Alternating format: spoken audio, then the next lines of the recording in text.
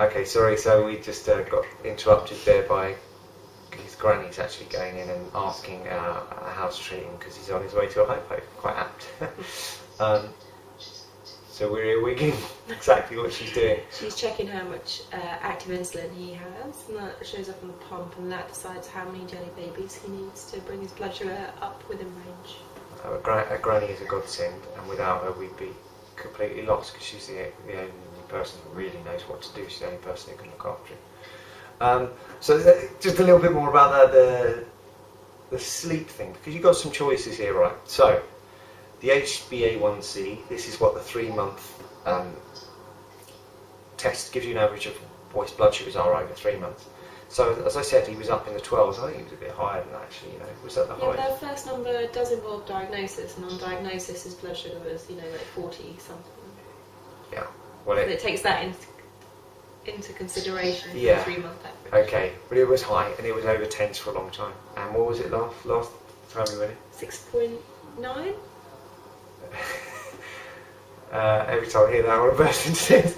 Which it might sound ridiculous that we're. Okay, so 2. Thank you. Sign language from Granny. Granny, go on.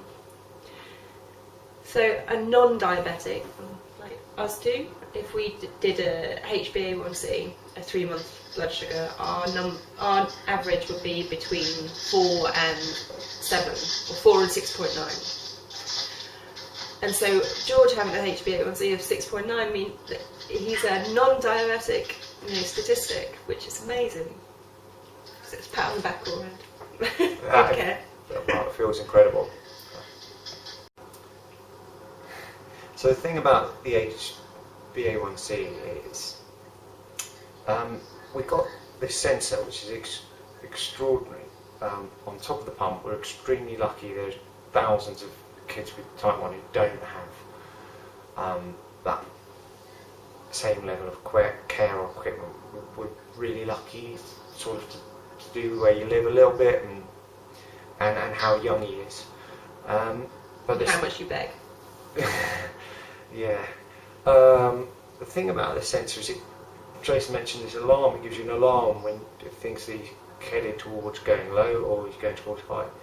And you can lengthen this alarm so you could ignore it a bit more. But the thing about each test that comes back, so you could sort of know that he's going to run high, is what I should say. Turn down the alarm and not be woken up. But we've worked really hard to not ignore any of those alarms. Slept on his floor. I had to do a 30-mile run the other day, and I slept less than 4 hours, and I slept on his floor. That's not.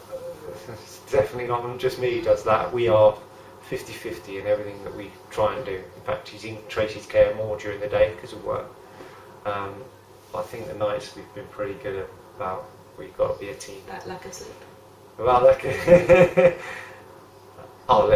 before I finish what I'm going to say, one of the things I'm most proud of is the fact that we're still together, because it's a stressful disease. Yeah. I think to be taking care of someone. Obviously, everyone has their opinions about what you should do and how you should treat it and how you should go about it. And I think we do have slightly different opinions on some things, but I think we're focused on doing the best for George, so our little quibbles with each other kind of go to the side, and he's obviously the focus. Yeah, but I also think that's one of the good things. I suppose one of us could be the junior partner in this and just say, okay, you deal with it. And I'll know what to do, but I'll follow your lead. But actually, I think one of the real strengths is that we both want to be in control. And I know when our second was born, I was entirely in charge of George through the nights, because that's the only way that Tracy would have stayed alive, because the second one didn't start so well with us sleeping. And she just felt this real gap, and I know what that feels like. There's been times where I felt like she's doing more of the updating of his numbers and his tweaking of his care, and it absolutely kills me. I can't bear it, I can't stand it.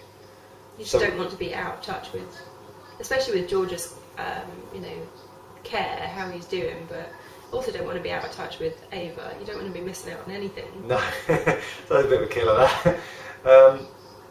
and that is the tough thing. So I'm extremely proud that we're together. Lots of people who have new kids, you're tired and you're broken a lot of the time, and the only person to take it out on is the one who's closest to you. And we've survived about 3 years of no sleep, and we're not killing each other. Pretty good, pretty good. So the thing about that is you can give yourself an easier time, and I told my brother what it was like one night, that I literally, the alarm was going every 5 minutes. I just did it, and each time I would fall asleep, and each time the alarm would wake me up, and it was like this extraordinary torture technique, just kept going, kept going, kept going. Mm-hmm. And then I think I had to go do a talk in front of a load of people. I don't know, something about writing. I can't remember. But just feeling like I was going to fall over on the station. I was just so tired. And so you could give yourself an easy time. But each bad number that comes back, each 5, 4, 3, 2, 1, each time you see a bad number, you feel like you're failing your son, and you feel like you are killing him a bit. I mean, you feel like you're killing his organs. And well, this is the thing, it's about long-term complications of diabetes, which is a thing that people normally know about, that everyone knows about. Someone that lost a leg or went blind or had kidney failure. And these are the things that we're trying to avoid by controlling his blood sugar much more tightly, and the sensor allows us to do that because it sends these alarms to say when he's out of a range that we set. So we're trying to, keep both of his legs, keep his sight by lack of sleep. I wonder if there is a direct parallel, how little we sleep is how many things he has left by the age of 70.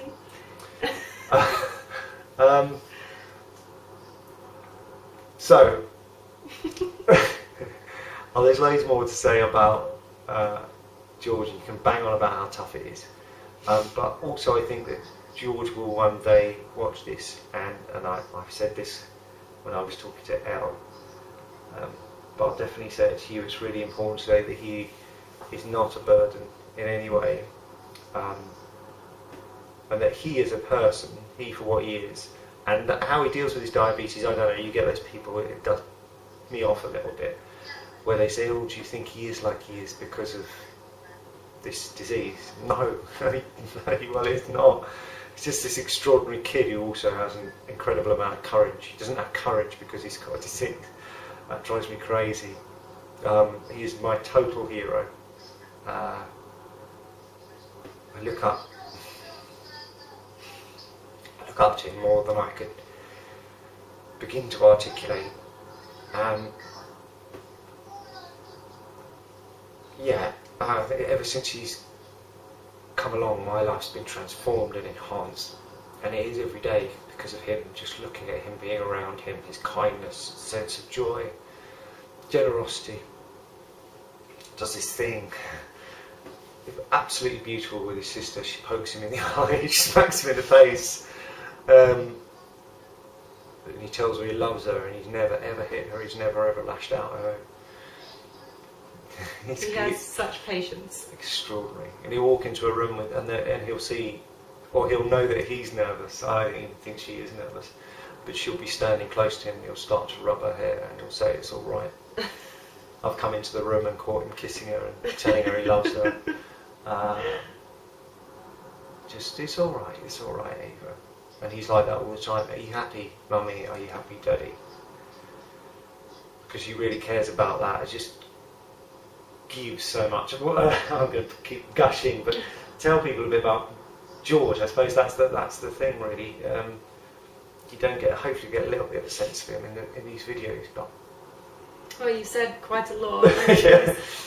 Very, very kind, very excitable, crazy, doing all these accents and these superhero mashup costumes. He's a lot of fun to be around, generally. The thing what would it mean to you if lots of people would send this on? And I think it's important to say that a lot of headlines recently where they say cure for diabetes is here. and it's not. It's still exciting, but it's not here. Yeah, and it's not imminent either, despite that being a jazzy headline. It said could be imminent. So We've they say extreme, within the next 10 years there could be a cure. I think when he was diagnosed, they say, oh, it's. They said it was 5 years away, and then there was this lady online, and she said, "They told me that in 1983." Apparently, they tell everyone it's going to be 5 years until a cure when you're diagnosed. And that's really not criticism. I mean, it's been a wonderful discovery. It was in the paper a couple of days ago about a father of a type 1 child, 23 years of research, and it means that there really is an end in sight. But there won't be really unless people pass it on. I know that children in needs coming up, and they don't have anything to do with type 1 diabetes because I think they see it as a disease that isn't serious enough. Which is kind of maddening, but I just think it's to do with that thing of it being grouped in with lack of awareness. Lack of awareness, yeah. So we just want to change that. Please. So I guess passing on this video, telling people about it, telling people about George. You can take a picture of yourself doing that, saying run for type 1, a bit like that. Yeah, looks better like that. What would it mean to you if people pass it on, people spread the word? It'd be great that more people knew about it and saw it as a less frivolous thing, something that can be changed with diet and exercise. It would mean the world that more funding could be given to research, so that a cure would be here sooner. Yeah. Stop it there. So one of the things that I wanted to talk about was early on when he was diagnosed, and I think it was, well, one of the things I remember really clearly about is that I think it's, you did this more than me, but there were silly questions in my head when it came along. Somebody who eats an inordinate amount of chocolate. One of the things I thought was it my fault. Is there somehow something about my sperm that has meant, you know, is that possible? And a lot of questions go through your head, and they're aroused mostly from my own ignorance, but also from a need to sort of blame yourself a little bit. You do need to blame something because this thing has stormed into your life uninvited, and you're angry about it as well as bewildered. Yeah, bewildered is a good word. And I also got these weird, I still do get these periods, particularly when I'm very tired. Certainly when we're in a hospital. What, low blood sugars? Yeah, I still do. Apparently it's normal. Yeah.